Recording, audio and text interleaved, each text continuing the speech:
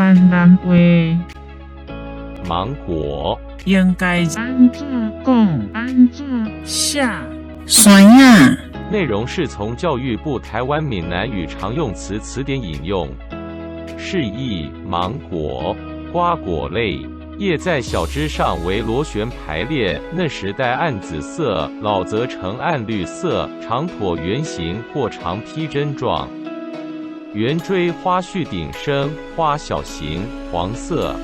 果实也叫做赊仔，长椭圆形，熟时黄色，5月下旬开始成熟。有金黄、爱文等品种。请支持我，点击 subscribe， 然后再单击小铃铛，也不要忘了转发给您的朋友圈。谢谢，请点击下面观看同一系列的影片。